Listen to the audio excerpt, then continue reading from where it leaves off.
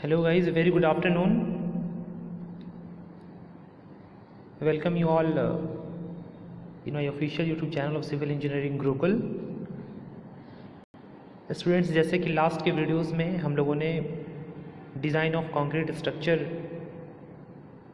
के बेसिक्स के बारे में डिस्कस किया था और उसके जो सिलेबस है और कितने मार्क्स के एग्जामिनेशंस होते हैं उन सारे के बारे में हम लोगों ने लास्ट के लेक्चर्स में ऑलरेडी डिस्कस कर रखा है. ओके, सो अभी हम लोग जो है फर्स्ट चैप्टर जिसमें हम लोग को introduction of working stress method और पी स्ट्रेस कंक्रीट के बारे में पढ़ना है, उसके बारे में डिस्कस करेंगे.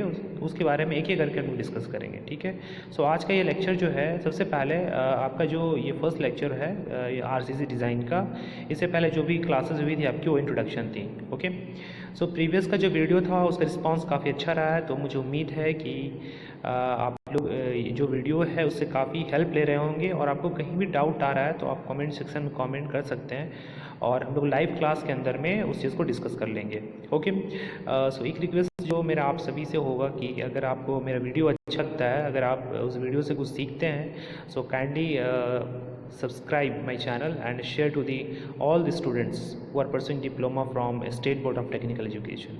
ओके, सो चलिए स्टार्ट करते हैं इस वीडियो को. सो देखिए, जैसे कि आप स्क्रीन बोर्ड पे यहाँ देख पा रहे होंगे,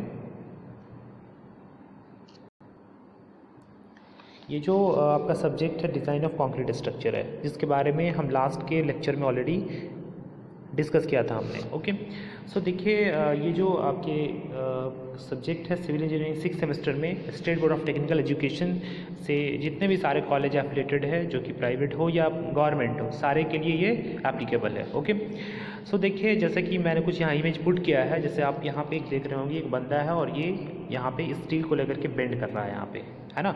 और यहाँ पे आपके जो रिइंफोर्समेंट है जिसको हम लोग स्टील कहते हैं, ठीक है, यहाँ पे जो रिइंफोर्समेंट है उसका डिस्ट्रीब्यूशन किया गया है और ये जो डिस्ट्रीब्यूशन है एक प्रॉपर प्लानिंग के तहत और प्रॉपर डिज़ाइन के तहत यहाँ पे इसको डिज़ाइन किया गया है कि नंबर ऑफ स्टील कितना होगा, स्पेसिंग कितना होगा, मतलब ये जो छड़ आप देख रहे हैं उसके बीच का स्पेसिंग कितना होगा, डायमीटर ऑफ स्टील कितना होगा.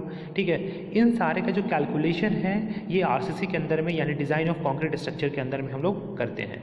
ठीक है, ठीक उसी तरीके से आपका अगला इमेज दिख रहा है यहाँ पे फाउंडेशन का, जहाँ पे यहाँ पे आप देख रहे हैं पेडिस्टल है, पेडिस्टल के ऊपर से यहाँ पे स्टील जो है यहाँ पे देख रहे होंगे आप, तो इसमें भी कॉलम में नंबर ऑफ स्टील कितने हैं, डायमीटर ऑफ स्टील कितने होंगे, और इसके अलावा आप यहाँ पे एक चीज़ और देख रहे होंगे जो यहाँ पे स्टीरअप किया गया है ना, ये स्टीरअप किया गया है ना, तो डायमीटर ऑफ स्टीरअप कितना होगा, है ना, स्टीरअप के बीच का स्पेसिंग कितना होगा.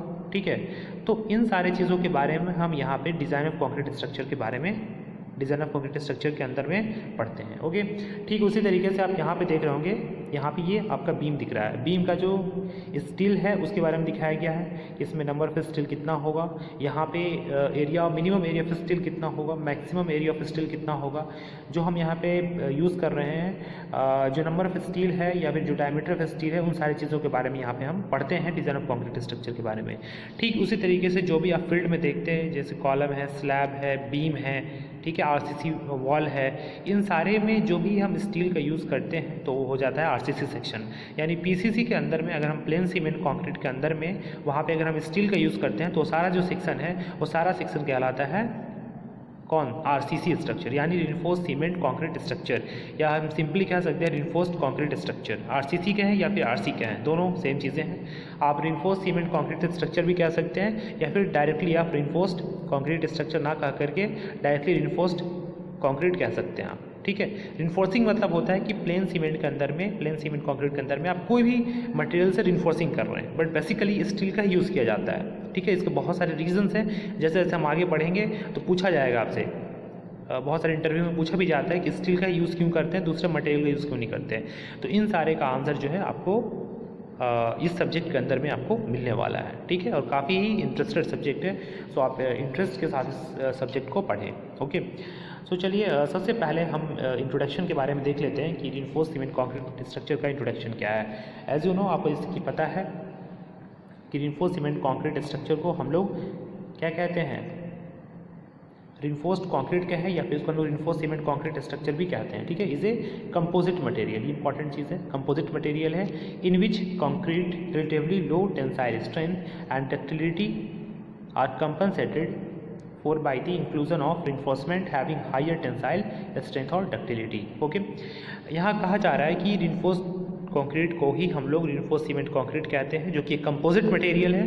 कंपोजिट मटेरियल मतलब बहुत सारे मटेरियल से मिलकर के बना हुआ है, जिसमें स्टील भी है और कंक्रीट भी है। इसको हम लोग कंपोजिट मटेरियल कहते हैं। ओके, मतलब 2 या 2 से अधिक मटेरियल से अगर मिलकर बना हुआ है उसको हम लोग कंपोजिट मटेरियल कहते हैं, जिसके अंदर में जो कंक्रीट होता है उसका जो टेंसाइल स्ट्रेंथ होता है लो होता है। ठीक है, रिलेटिवली, किसके रिलेटिव में, यानी कि स्टील के रिलेटिव में जो कंक्रीट है उसका टेंसाइल स्ट्रेंथ कम होता है, इसलिए उसको कंपनसेट करने के लिए हम लोग स्टील को यहाँ पे रिइंफोर्समेंट कहा गया है। क्या कहा गया है? रिइंफोर्समेंट। रिइंफोर्समेंट मतलब ऐसा कोई भी मटेरियल जो स्टील में जो कंक्रीट के अंदर आप बाहर से डालते हैं, वो रिइंफोर्समेंट आपका कोई भी चीज़ हो सकता है, बट यहाँ पे आरसीसी के अंदर में हम यहाँ पे स्टील को रिइंफोर्सिंग करते हैं, है ना। जैसे कि मैंने आपको ऊपर की इमेजेस में दिखाया था, तो वो सारे जो स्टील हैं, तो जब भी हम प्लेन कंक्रीट के अंदर में अगर हम स्टील को इंक्लूजन कर दें, स्टील को रिइंफोर्सिंग कर दें, तो सारे जो मटेरियल होंगे वो कहलाएंगे आरसीसी, यानी reinforce cement concrete structure. Okay, so एक चीज़ आपको यहाँ पे ध्यान में रखना है कि कंक्रीट का जो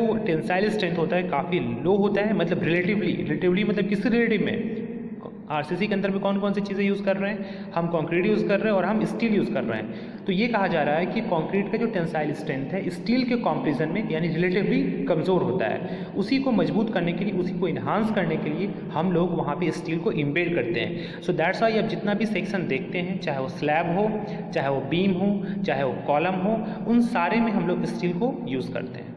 ओके, सो ये चीज़ आपको समझ में आ गया होगा। और मैंने ऊपर में आपको बहुत सारे सेक्शंस दिखाए थे ऑलरेडी, जैसे कि ये जो सारे सेक्शन मैंने आपको दिखाया है, यहाँ पे आप देख रहे होंगे, यहाँ पे ये कंक्रीट है, कंक्रीट के अंदर में यहाँ पे स्टील का यूज़ किया गया है, so that is called RCC. और यहाँ पे भी ये क्या है, स्टील है, और इसके ऊपर में हम लोग यहाँ पे भी कंक्रीटिंग करेंगे क्योंकि ये स्लैब है। ठीक है, तो बेसिकली या स्लैब है या फिर एक ये दिखा जा सकता है। तो इस तरीके से यहाँ पे ये बीम है, बीम के अंदर में भी हम लोग यहाँ पे कंक्रीटिंग करेंगे। जितने भी आप देख रहे हैं यहाँ पे स्टील है, ये स्टील के उसके ऊपर हम लोग अभी कंक्रीटिंग करेंगे, तो दोनों मिल करके कंपोजिट मटेरियल हो जाएगा, जो कि कहलाएगा आरसीसी, यानी reinforced cement concrete structure. Okay, so basically आपको यहाँ पे यही समझना था बेसिक्स की क्या होता है। ठीक है, अब हमने आरसीसी के बारे में देख लिया है, तो थोड़ा हम लोग प्लेन सीमेंट कंक्रीट के बारे में भी देख लेते हैं, जो कि ऑलरेडी आपको पता है, बट यहाँ पे हम लोग आज स्टार्ट कर रहे हैं, दैट्स वाई हम लोग बेसिक चीज़ों को भी थोड़ा कवर करते चलेंगे। ठीक है, तो जैसे कि आप यहाँ देख पा रहे हैं, it is very basic. Plain cement concrete is a mixture of cement, fine aggregate and coarse aggregate without steel, that is important. In PCC there is no embedment of steel. PCC के अंदर में कोई भी steel नहीं होता है, cement होगा, fine aggregate होगा, कोर्स एग्रीगेट होगा, without steel PCC, and if you embed the steel then that section is called RCC. जब भी हम स्टील उसमें यूज़ कर लिए, इसका मतलब वो सेक्शन कहलाएगा RCC. Okay, so PCC is an important component of building which is laid on the soil surface to avoid direct contact of reinforcement of concrete with soil and water। So PCC का use क्यों किया जाता है? कोई भी section है जो कि हमारा वेदर में क्या हो, अफेक्टेड नहीं हो, जो मान लो कि कोई भी लोहा निकला हुआ, कोई भी स्टील निकला हुआ है, अगर इन्वायरमेंट के कॉन्टेक्ट में आएगा तो वहाँ पे कोरोजन होने के चांसेस होते हैं, जिसके कारण फाइनली हमारे पूरे सेक्शन के अंदर क्रैकिंग होने लगता है। तो जो भी एक्सपोज्ड सेक्शन है, जो सॉइल के अंदर में टच में है, जो वाटर के अंदर टच में है, तो वहाँ पे हम लोग पीसीसी से हम लोग क्या करते हैं, प्लेन सीमेंट कॉन्क्रीट से उसको ढक देते हैं, ताकि जो भी हमारा स्टील सेक्शन है वो इन्वायरमेंट के टच में ना आए। ठीक है, जैसे कि आपको पता है कि कोई भी सेक्शन, कोई भी स्टील जो है अगर इन्वायरमेंट के टच में आता है और वहाँ पे अल्टीमेट रेन होता है, या फिर रेनिंग के कारण या कोई भी वेदर एक्शंस के कारण अगर उसमें रस्टिंग होता है, तो उसमें जंग लगता है, तो फाइनली वो जो सेक्शन है क्या हो जाता है, क्रैक कर जाता है। सो दैट्स वाई हम लोग क्या करते हैं, पीसीसी जो है वो आरसीसी को, पीसीसी से जो है हम लोग स्टील को कवर करते हैं। ठीक है, सो ये चीज़ें इंपॉर्टेंट है। सो आपको बेसिकली यहाँ पे दोनों के बीच में डिफरेंस समझ में आ गया होगा कि पीसीसी और आरसीसी में क्या डिफरेंसेस है।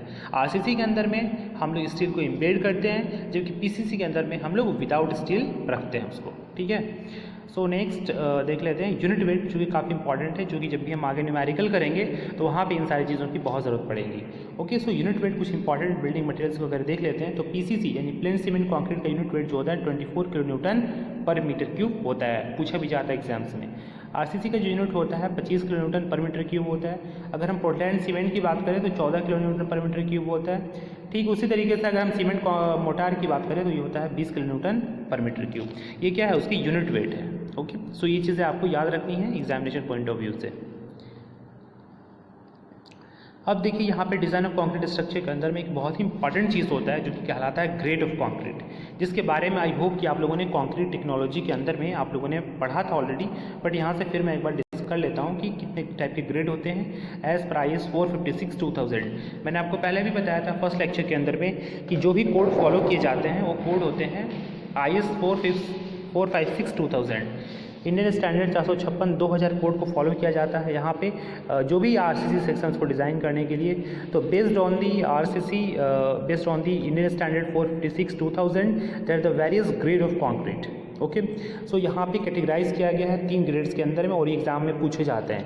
ठीक है, सो एज पर IS 456/2000 के अकॉर्डिंग जो कैटेगरी ग्रुप वाइज कैटेगराइज किया गया है 3 पार्टों में किया गया। पहला है ऑर्डिनरी कंक्रीट, जिसके अंदर में जो डेजिग्नेशन है M10 से M20 तक आते हैं। याद रखिएगा ऑर्डिनरी कंक्रीट के अंदर में जो हमारा ग्रेड है M10 से M20 तक आता है। हम अगर M10 की बात करें तो M10 मतलब होता है, जहाँ पे आपको पता है M से होता है मिक्स। M किसको रिप्रेजेंट करता है? मिक्स को रिप्रेजेंट करता है, ये चीज़ आपको ऑलरेडी पता है।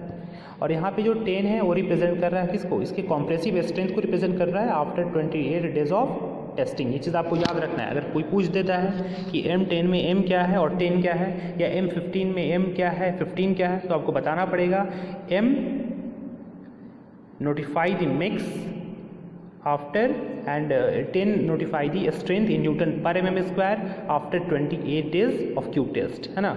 28 दिनों के बाद अगर हम क्यूब का टेस्ट करते हैं, आपको पता है कि कॉम्प्रेसिव स्ट्रेंथ लोग निकालते हैं कंक्रीट का, जैसे कि आप लोगों ने कंक्रीट टेक्नोलॉजी के अंदर में पढ़ा होगा। स्टूडेंट्स यहाँ पे कंक्रीट टेक्नोलॉजी की बहुत ज़रूरत पड़ेगी, बहुत सारी चीज़ें, बहुत सारे टेस्टिंग्स जो कि वहाँ से ऑलरेडी पढ़े हैं हम लोग, उसका यूटिलाइज़ यहाँ पे किया जाएगा। और आई होप कि ये चीज़ें मैंने ही पढ़ाया था और ये चीज़ ऑलरेडी मैंने पढ़ाया था, तो ये चीज़ आपको याद होगा। क्यूब का टेस्टिंग करते हैं जिसका साइज होता है 15 सेंटीमीटर या 150 mm। ठीक है, तो अगर हम 150 mm के क्यूब को टेस्ट करें आफ्टर 28 डेज तो उसका स्ट्रेंथ जो है 10 न्यूटन पर mm स्क्वायर होता है। तो अगर M10 नोटिफाई कर रहा है, M मतलब मिक्स और 10 मतलब उसका compressive strength after 28 days of testing. ठीक उसी तरीके से M15 की बात कर लेते हैं तो 50 न्यूटन पर mm स्क्वायर उसका स्ट्रेंथ होगा, कैरेक्टरिस्टिक कॉम्प्रेसिव स्ट्रेंथ, जिसको FCK से डिनोट करते हैं, किससे? FCK से। ठीक है, तो हो गया M15 का 15 न्यूटन पर mm स्क्वायर।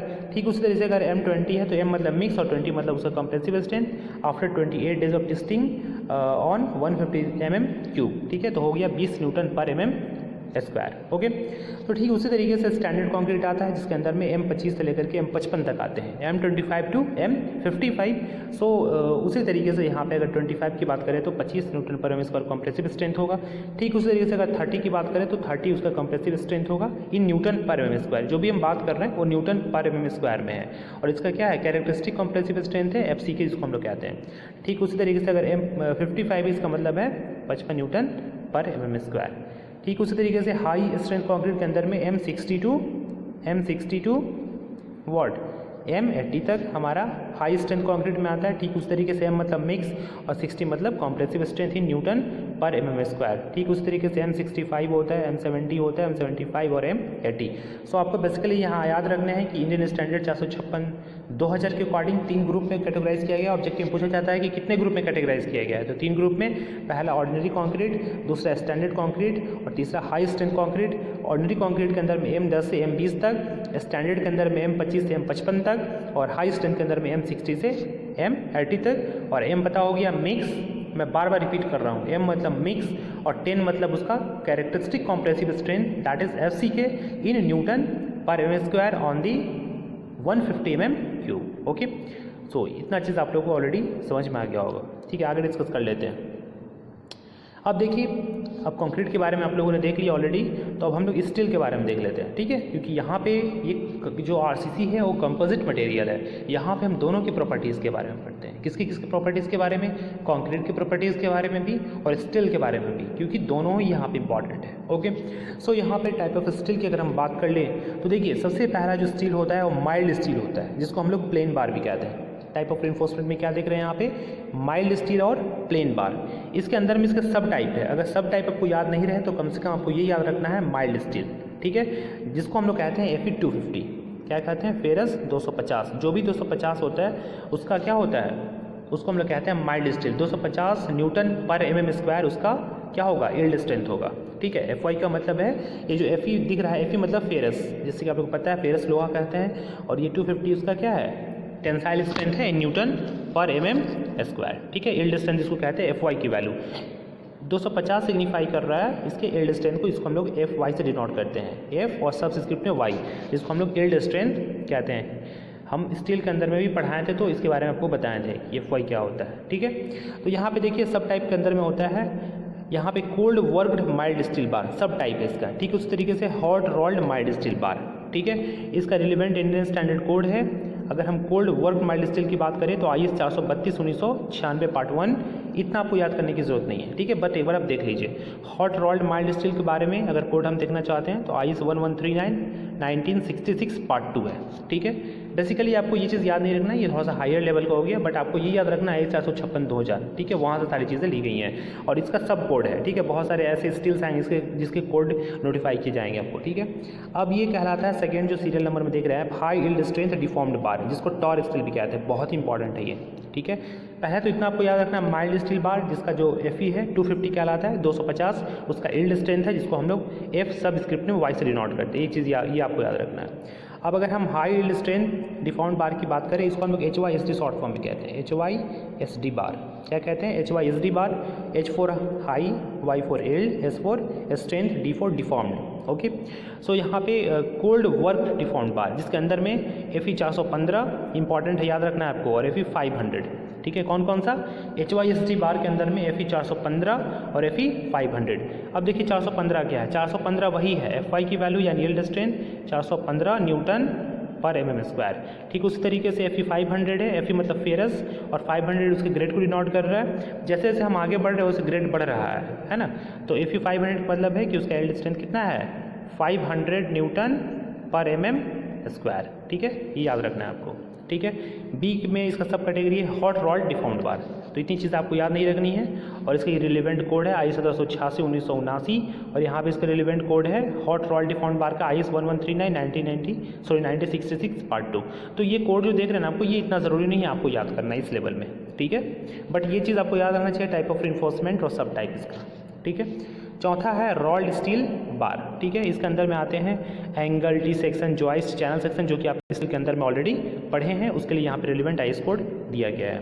एंड लास्ट है जिसके बारे में आप लोग सुनते होंगे, बहुत बार सुने होंगे, ठीक है, जिसके बारे में सुने होंगे TMT बार, सुनते हैं हमेशा हम लोग TMT बार क्या होता है, उसके बारे में आप लोग बार बार सुनते होंगे मार्केट्स में, या कभी अगर दुकान में गए होंगे वहाँ पे शॉप में तो भी सुने होंगे, अगर आपके घर बन रहा होगा तो वहाँ पे भी सुने होंगे कि TMT बार का यूज़ किया जाता है, या आप हमेशा जो एडवर्टाइज होता है वहाँ पे सुनते होंगे TMT बार के बारे में, है ना। तो बेसिकली TMT मतलब होता है थर्मो मैकेनिकली ट्रीटेड बार, याद रखिएगा आप, ठीक है। हमेशा प्रचार वगैरह देखते रहते हैं ना, उसमें लिखा रहता है कि TMT बार। तो TMT बार मतलब होता है थर्मो मैकेनिकली ट्रीटेड बार्स। ये क्या होता है इसके बारे में हम आगे देखेंगे, अभी आपको ये समझना है। दूसरा है corrosion resistant steel bar, CRS, ठीक है। ये जो है लेटेस्ट इन यूज़ डिफॉर्म्ड बार, जो कि लेटेस्ट जो है हम अभी यूज़ कर रहे हैं, वो TMT बार ज़्यादा यूज़ किया जाता है, जो कि आप लोग देखते भी हैं मार्केट में TMT बार ज़्यादा यूज़ किया जा रहा है। तो TMT के बारे में आप अभी थोड़ा बहुत समझ रहे होंगे और धीरे धीरे आगे और समझ जाएंगे आप, ठीक है। तो RCC के अंदर में इतने सारे स्टील का यूज़ किया जाता है। पहला तो एक माइल्ड स्टील जिसको हम लोग FE 250 कहते हैं, दूसरा हाई स्ट्रेंथ डिफॉर्म्ड बार जिसको HYSD बार कहते हैं, जिसमें दो टाइप का कैटेगरीज डिवाइड किया गया है, 415 और 500, ठीक है। और 415 और 500 क्या है ये आपको समझ में आ गया होगा, मैंने ऑलरेडी बताया है आपको। और तीसरा को जो सबसे इंपॉर्टेंट याद रखना है वो याद करना है TMT बार, इसको थर्मो मैकेनिकली ट्रीटेड बार याद करना है, ठीक है। इतनी चीज़ें में आपको तीन चीज़ याद रखनी है, माइल्ड स्टील, HYSD बार और थर्मो मैकेनिकली ट्रीटेड बार। और HYSD बार के अंदर में भी FE 415, FE मतलब फेरस, और 415 मतलब उसका यील्ड स्ट्रेंथ है 450 न्यूटन पर mm स्क्वायर। ठीक उसी तरीके से FE 500 में FE फेरस है और 500 क्या है उसका यील्ड स्ट्रेंथ है, यानी 500 न्यूटन पर mm स्क्वायर, ठीक है। यहाँ तक अगर आप लोग समझ गए हैं तो आगे देखते हैं हम लोग। अब माइल्ड स्टील के बारे में थोड़ा सा हम इसके कुछ प्रॉपर्टीज़ हैं उसको देख लेते हैं, ठीक है। तो देखिए स्टूडेंट्स, माइल्ड स्टील के बारे में आप देख लीजिए। देखिए mild steel bar are also known as FE 250। देखिए मैंने जो भी आपको बताया वही चीज़ लिखा गया, माइल्ड स्टील बार को ही हम लोग FE 250 कहते हैं, because the yield strength of this steel is 250 Newton पर mm स्क्वायर। जैसे कि मैंने आपको बताया, जब भी माइल्ड स्टील आए इसका मतलब है कि FE 250 है और इसका यील्ड स्ट्रेंथ कितना है 250 न्यूटन पर mm स्क्वायर है, okay. The stress strain curve of mild steel is given, नीचे में दिया गया है ये स्ट्रेस स्ट्रेन कर्व, ओके। अब इसके बारे में थोड़ा सा मैं आपको बता देता हूँ। यहाँ पे तीनों बार का स्ट्रेस स्ट्रेन डायग्राम खींचा गया है। तो ये आप देख रहे हैं, ये जो दिख रहा है आपको Fe250 का स्ट्रेस स्ट्रेन डायग्राम है, और ऊपर में जो आप दो देख रहे हैं ये Fe415 का है और Fe500 का है। ये क्या है दोनों, ये तीन यहाँ पे तीनों स्टील के लिए, यानी कि माइल्ड स्टील के लिए और HYSD बार, और HYSD बार के अंदर में ये दोनों आता है Fe415 और 500। इस तीनों का यहाँ पे स्ट्रेस स्ट्रेन डायग्राम खींचा गया है। यहाँ पे एक्स एक्सिस में यहाँ पे स्ट्रेन को लिया गया और यहाँ पे स्ट्रेस को एज इट इज़ जैसे कि पहले हम लोग लेते हैं। तो एक चीज़ यहाँ पे जो नोटिस करने लायक है, जो आपको समझना है यहाँ पे स्टूडेंट्स, वो ये है कि देखिए माइल्ड स्टील के अंदर में यहाँ पे डिफिनेट इसका इल्ड पॉइंट है। एक समय यहाँ पे गया और यहाँ आने के बाद इसका इल्डिंग हो रहा है, फिर से यहाँ पे कांस्टेंट रह रहा है, फिर यहाँ से यहाँ पे नेकिंग रीजन फॉर्म होने के बाद में यहाँ पे ऐसे कांस्टेंट चला जा रहा है। ठीक है, इसका मतलब है कि यहाँ पे माइल्ड स्टील के अंदर में एक इसका डिफिनिट इल्ड पॉइंट है, एक पॉइंट है जहाँ से उसका इल्डिंग स्टार्ट हो रहा है। आप इल्डिंग समझ रहे होंगे, ठीक है। यहाँ से मुड़ रहा है यहाँ पे आने के बाद में, और यहाँ से जाने के बाद कांस्टेंट है, फिर यहाँ से नेकिंग रीजन का फॉर्म होकर ऐसे चला जा रहा है। ठीक है, ये यहाँ पे इल्डिंग हो रहा है स्टील के अंदर में, यहाँ पे नेकिंग का फॉर्मेशन हो रहा है। ठीक है, नेकिंग रीजन बन रहा है। जबकि देखिए सेम समय में अगर आप HYSD बार को देखें यहाँ पे, यानी फेरस 415 को देखें और Fe500 को देखें, तो यहाँ पे कोई भी डिफरेंट इल्ड पॉइंट नहीं है। कहीं ऐसा पॉइंट नहीं है जहाँ से ये क्या कर रहा है, इल्ड कर रहा है। जिस तरीके से यहाँ पे देख रहे हैं आप, यहाँ पे HYSD बार में ऐसे इल्डिंग हो रहा है, लेकिन यहाँ पे कहीं दिख रहा है आपको इल्डिंग है? Fe415 और 500 में कहीं इल्डिंग नहीं दिख रहा आपको। ठीक है, तो यहाँ पे एक इल्ड पॉइंट लिया जाता है, ये जो है यहाँ पे 0.02 के पास में लिया जाता है HYSD बार के केस में, यानी Fe415 के केस में और Fe500 के केस में। यहाँ पे 0.02 के आसपास में यहाँ पे इसका यहाँ पे इल्ड पॉइंट ये लिया जाता है, जैसे कि यहाँ पे डॉटेड लाइन से यहाँ पे दिखाया गया है। तो ये चीज़ यहाँ पे समझना आपको इंपॉर्टेंट है। याद रखिएगा, माइल्ड स्टील के केस में इल्ड पॉइंट होता है, जबकि 415 और 500 के केस में कोई भी इल्ड पॉइंट नहीं होता है। ठीक है, तो यही चीज़ लिखा गया। Although mild steel bar are very ductile, mild steel क्या होता है, बहुत ही डक्टाइल होता है, और डक्टाइल आप समझ रहे होंगे क्या होता है। ठीक है, they are not preferred over high yield strength deformed bar because of their less strength and weak bond. ठीक है, इसका जो स्ट्रेंथ होता है कम होता है और ये बॉन्ड नहीं बना पाता है। Okay, the modulus of elasticity of mild steel is taken as 2 × 10⁵ newton per mm²। So modulus of elasticity की अगर बात कर ले स्टील का, जैसे कि आप लोग को पता है 2 लाख न्यूटन पर mm² होता है, या उसको हम लोग 2 × 10⁵ न्यूटन पर mm² कहते हैं। ठीक है, तो ये चीज़ आपको याद रखना है कि माइल्ड स्टील बार का जो मॉडुलस ऑफ इलास्टिसिटी होता है और 2 × 10⁵ न्यूटन पर mm² होता है। ये एग्जामिनेशन में पूछा जाता है, आपको याद रखना है। ठीक है, तो अब देखिए जो जनरली जो होता है बीम के अंदर में, कॉलम के अंदर में, स्लैब्स के अंदर में, जनरली हम लोग HYSD बार का यूज़ करते हैं। क्यों? क्योंकि इसका स्ट्रेंथ ज़्यादा होता है। इसका स्ट्रेंथ क्या होता है? ज़्यादा होता है, और ये अच्छे से बॉन्ड को बना पाता है। ठीक है, क्यों बॉन्ड को बना पाता है, नीचे में अभी फिगर्स आपको दिखाएंगे। ठीक है, HYSD बार कंक्रीट के साथ में अच्छे से बॉन्ड को बना पाता है और इसका स्ट्रेंथ ज़्यादा होता है, इसलिए HYSD बार जो है यूज़ किया जाता है जहाँ पे हाई रिक्वायरमेंट्स है वहाँ पे। ठीक है, और नॉर्मली माइल्ड स्टील बार का भी कहीं कहीं यूज़ किया जाता है, ऐसा नहीं कि नहीं किया जाता है। ठीक है, लेकिन ये प्रॉपर्टी आपको समझना है कि माइल्ड स्टील के बार के केसेस में, यानी Fe250 के केसेस में, Fe250 के केसेस में यहाँ पे कोई डिफिनेट इल्ड पॉइंट नहीं होता है, जबकि Fe415 और Fe500 के केसेस में यहाँ पे डिफिनेट इल्ड पॉइंट होता है। और इस तरीके से इसका स्ट्रेस और स्ट्रेन डायग्राम ड्रॉ करते हैं। और Fe415 और 500 के केसेस में हम लोग जो इल्ड पॉइंट लेते हैं ये 0.02 के आसपास लेते हैं। ठीक है, ये चीज़ आपको याद रखना है, बहुत ही इंपॉर्टेंट चीज़ है। ओके, ये चीज़ समझना आपको। अब देखिए माइल्ड स्टील के बारे में ऊपर मैंने डिस्कस किया, अब यहाँ पे आप देखिए HYSD बार के बारे में। देखिए क्यों स्ट्रेंथ होता है HYSD बार के अंदर में। तो देखिए HYSD बार के अंदर में कुछ इस तरीके से यहाँ पे इसके कॉरुगेशंस बने हुए होते हैं, जो आप देख पा रहे हैं यहाँ पे, है ना, फिगर में इस तरीके से।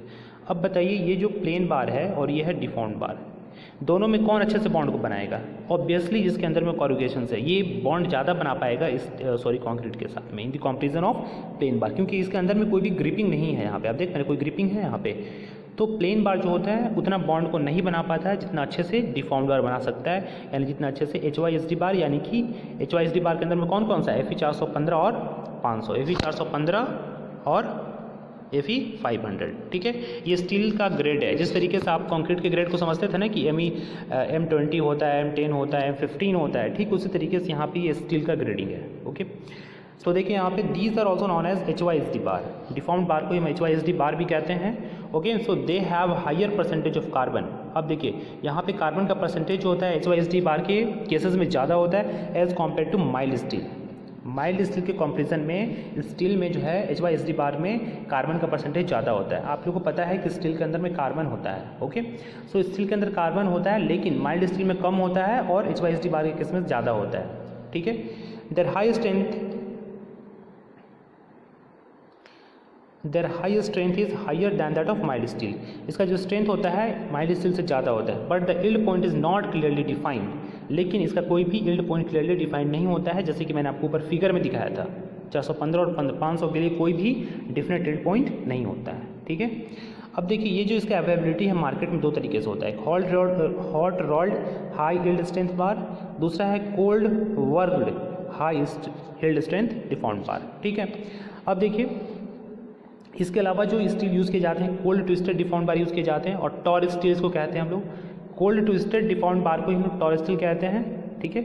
और ये दो ग्रेड में अवेलेबल होता है, Fe 415 और टॉर 40 कहते हैं इसको, और Fe 500 और टॉर 50 कहते हैं। तो ये दो चीज़ आपको याद रखना है।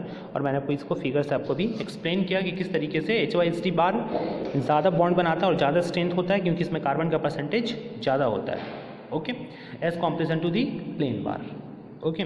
सो ये चीज़ आपको समझ में आ रहा होगा HYSD बार क्या होता है और प्लेन बार क्या होता है। बिकॉज ये फर्स्ट लेक्चर है, इसमें आपको सिर्फ और सिर्फ स्टील और कंक्रीट के बेसिक्स के बारे में और स्टील और कंक्रीट के क्या क्या प्रॉपर्टीज़ है उसके बारे में आपको बताया जा रहा है, जो कि वेरी फर्स्ट लेक्चर है आपके सिलेबस का। जो पहला इंट्रोडक्शन लेक्चर है उसके अंदर में ये सारी चीज़ें दी गई हैं, तो यहाँ पर आपको इस चीज़ के बारे में पता होना चाहिए, ओके।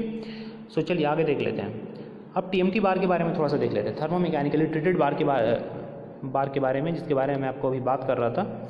सो देखिए, among the constituent of RCC steel is costliest, so focus has been more on steel to make its better and better, ठीक है। जो कॉन्स्टिट्यूएंट है RCC के, जैसे कि सीमेंट है, सैंड है, एग्रीगेट है, स्टील है, उन सारे में जो सबसे ज़्यादा महंगा होता है वो स्टील होता है। तो हम कोशिश करते हैं कि स्टील जो है, स्टील का जो हम यूज़ करते हैं बेटर से बेटर यूज़ कर पाएँ, है ना। So TMT steel is new generation high strength steel having superior properties as compare to common HYSD bar. So TMT के अंदर में जो थर्मोमैकेनिकली ट्रीटेड बार है उसका जो प्रॉपर्टी है, जो नॉर्मल HYSD बार है, जो normal high strength yield strength deformed बार है, उसके कॉम्पेरिजन में ज़्यादा होता है, इसलिए ज़्यादा यूज़ किया जाता है मार्केट में। आप हमेशा सुनते होंगे कि TMT बार यूज़ करो, TMT बार यानी TMT सरिया का यूज़ करो। So thermomechanically that is called thermomechanically treated bar, okay.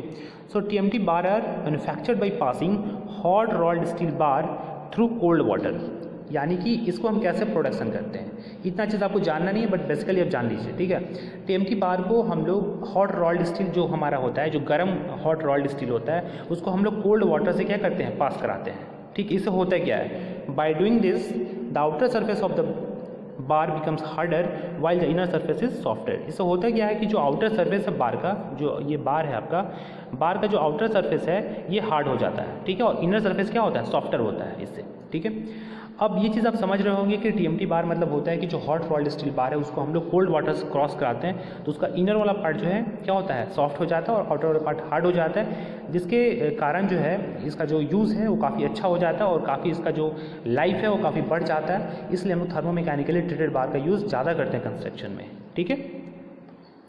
सो देखिए, अब कुछ इंडिया में कंपनीज़ है जो स्टील को प्रोवाइड करते हैं, जैसे कि सेल के बारे में आप लोगों ने सुना होगा, इसको हम लोग steel authority of India limited कहते हैं। So India SAIL steel authority of India limited and RINL Rashtriya Ispat Nigam limited are producing TMT bar. ये दो जो कंपनीज़ हैं ये PSU कंपनीज़ है, पब्लिक सेक्टर यूनिट्स है, जो कि TMT बार को प्रोड्यूस करती हैं, ठीक है। The TMT bar have the following advantage. अब इसके क्या क्या एडवांटेज है, क्या क्या विशेषताएँ हैं जिसे हम लोग ज़्यादा यूज़ करते हैं इसको।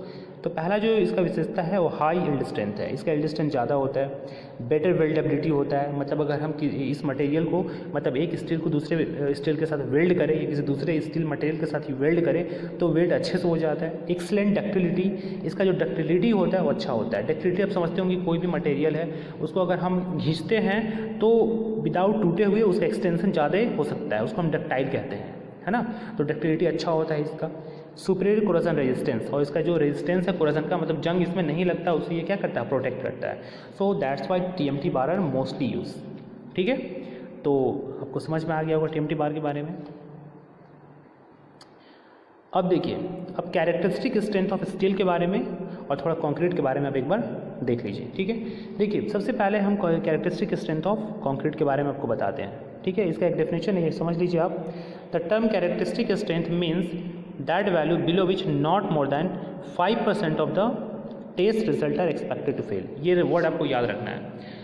कैरेक्टरिस्टिक स्ट्रेंथ वैसा स्ट्रेंथ है जिसके नीचे 5% से ज़्यादा रिजल्ट जो है फेल नहीं होना चाहिए, एकदम बिल्कुल याद रख लीजिए।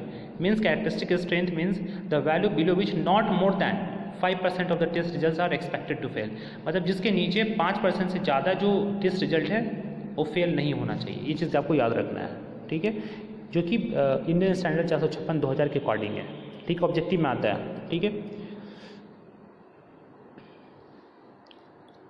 अब देखिए यहाँ पे स्टील का जो यील्ड स्ट्रेंथ है और कैरेक्टरिस्टिक स्ट्रेंथ है उसके बारे में आपको बताया गया है यहाँ पे।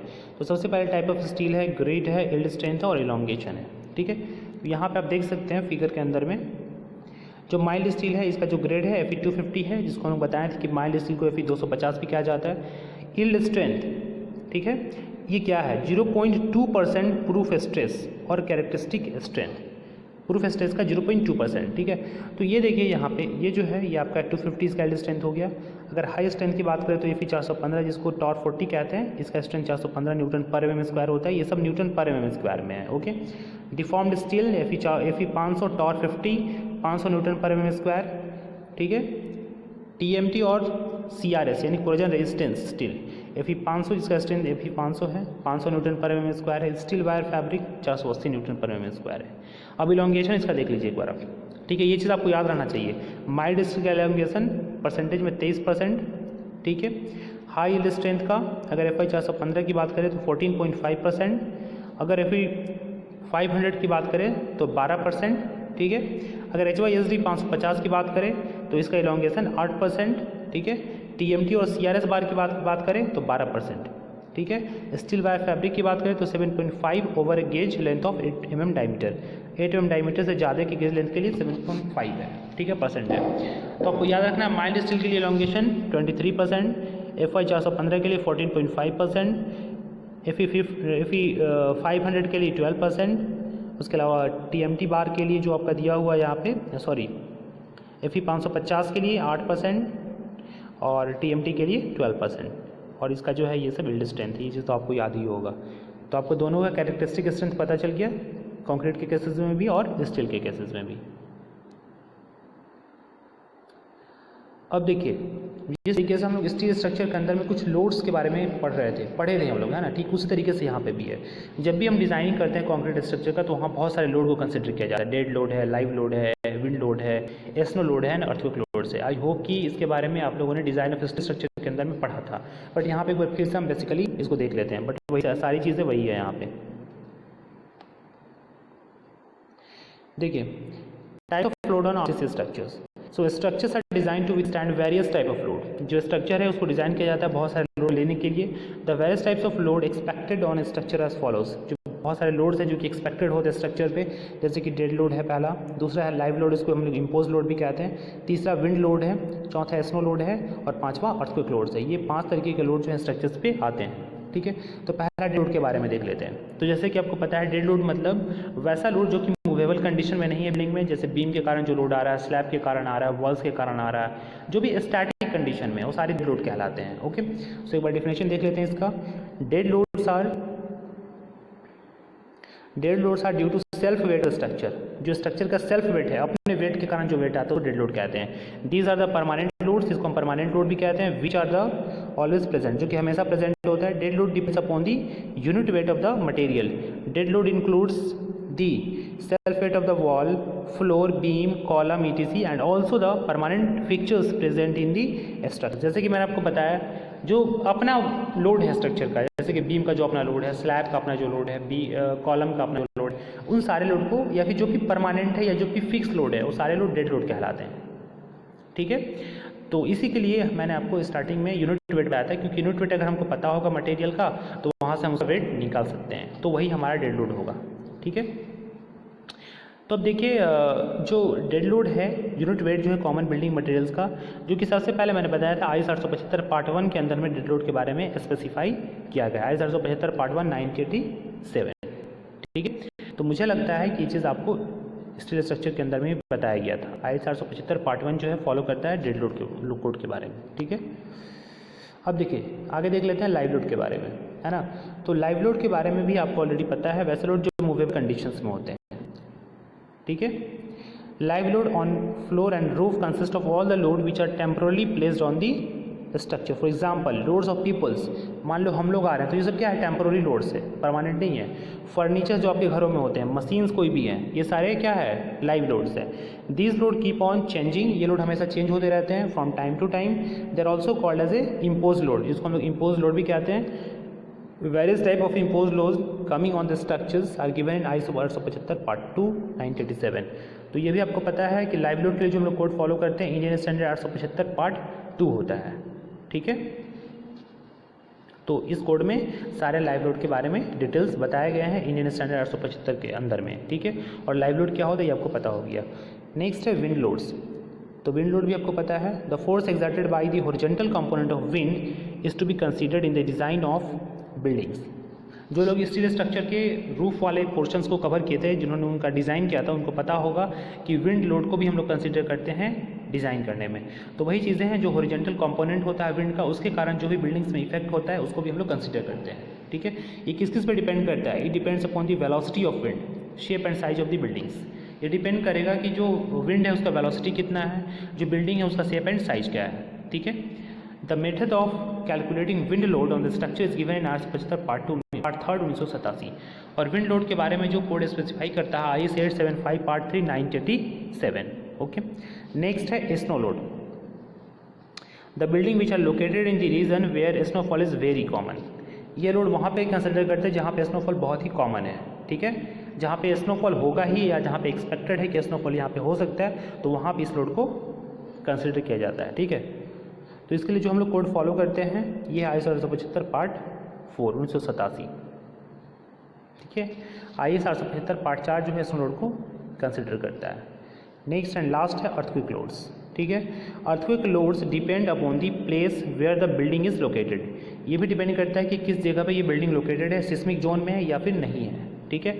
एज पर IS 1893 2002 पार्ट 1, ठीक है। IS 1893 2002 जो कि जनरल कोड है अर्थक्वेक रेजिस्टेंस बिल्डिंग का, यानी अर्थक्वेक लोड्स का, ठीक है। In India is divided into 4 seismic zones. India जो है 4 सिस्मिक जोन में डिवाइडेड है। The code give recommendation for earthquake resistance design of structure. जो IS 893 2002 है ये रिकमेंडेशन देता है कि किस तरीके से हम लोग अर्थक्वेक रेजिस्टेंस बिल्डिंग को डिज़ाइन करते हैं, ठीक है। तो ये सारे कुछ इंपॉर्टेंट लोड्स थे जो कि बिल्डिंग्स के अंदर में आते हैं, जिसको जब भी हम डिज़ाइन करेंगे तो उसको कंसिडर करना पड़ता है, ठीक है। तो ये काफ़ी इंपॉर्टेंट लेक्चर था आपके लिए RCC का। ये जितना ज़्यादा इंपॉर्टेंट आपने उससे भी ज़्यादा इंपॉर्टेंट है, क्योंकि अगर ये चीज़ आपको नहीं समझ में आएगा बेसिक्स लेक्चर पहला, तो शायद आगे मैं जब डिज़ाइन पार्ट करवाऊंगा तो वहाँ पे बहुत दिक्कत होने वाला है, क्योंकि वहाँ पे आपको हर चीज़ ज़रूरत पड़ेगा। वहाँ पे यूनिट वेट का ज़रूरत पड़ेगा, स्टील के ग्रेड की ज़रूरत पड़ेगी, कॉन्क्रीट के ग्रेड की ज़रूरत पड़ेगी। तो इसलिए ये लेक्चर्स आपके लिए काफ़ी इंपॉर्टेंट है। और ये जो लेक्चर है इसमें आपके बेसिक्स सारे कवर किए गए हैं, ओके। सो एक चीज़ मैं आपको बता दे रहा हूँ स्टूडेंट्स, ये जो पैंडेमिक है, पैंडेमिक्स के टाइम में पढ़ाई को कंटिन्यू करना it's not a very easy task. So continuity is a very important.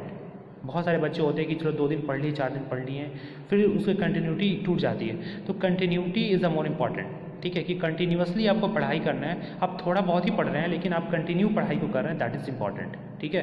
क्योंकि अगर आपकी कंटिन्यूटी नहीं है तो एक दिन में आप कुछ नहीं कर सकते हैं। आप हर सब्जेक्ट को कंटिन्यू करें, रेगुलर मोड पे पढ़ें, ताकि आपको जो है सब्जेक्ट के साथ में इंटरेस्ट बना रहे। अगर आपको इंटरेस्ट लाना है सब्जेक्ट के साथ में तो आपको पढ़ाई करना पड़ेगा, आपको वीडियोस देखना पड़ेगा, आपको जो भी मोड्स है उसको हेल्प करना, उससे लेकर आपके अपने आप को हेल्प करना पड़ेगा ताकि आपको ये चीज़ें समझ में आए, ठीक है। So thank you student for watching this session. So I think this session is going to be very productive for all of you. So thank you all of you. God bless you as students.